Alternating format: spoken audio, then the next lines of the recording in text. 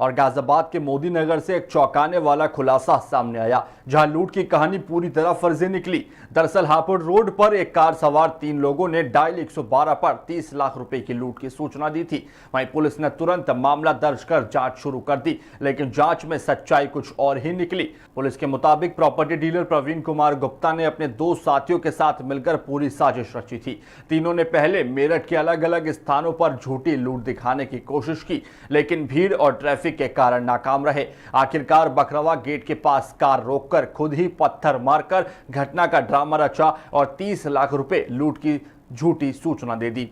वहीं जांच में सामने आया कि प्रवीण को यह रकम एक प्रॉपर्टी डील के लिए मिली थी, जिसे वह असली मालिक को देने के लिए बजाय हड़पना चाहता था।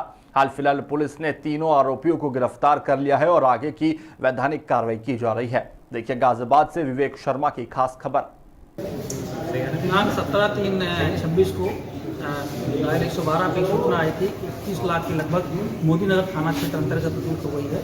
इस सूचना पर पुलिस ने तुरंत मौके पर पहुंची, इसकी छानबीन की।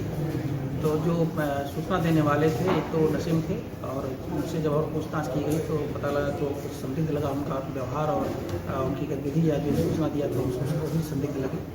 इसके अब जब गहराई से और पूछताछ की गई तो लोगों के द्वारा स्वीकार किया गया कि इसमें प्रवीण कुमार गुप्ता जो है यह प्रॉपर्टी डीलिंग का काम करते हैं। उन्होंने एक प्रॉपर्टी बिकवाई थी जो दिल्ली की थी, उसके पैसे को इनको देना था और वहाँ से जो दूसरी पार्टी थी उससे 20 लाख रुपए इन्होंने लिया था।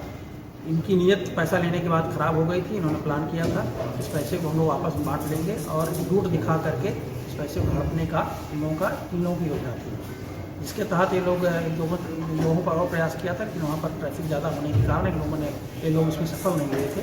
अंततः इनको जो भोजपुर और मोदी नगर का जो रास्ता है उस सुनसान मिला, वहाँ पर इन लोगों ने इस तरह प्लानिंग के उपरांत सूचना दी और सूचना के बाद जब पुलिस गई तो जब इनसे पूछताछ की गई तो इन्होंने स्वीकार किया कि हम लोगों ने झूठी सूचना दी थी। जो पैसे थे उसमें से 20 लाख में से 19 लाख रुपए बरामद हो गए हैं।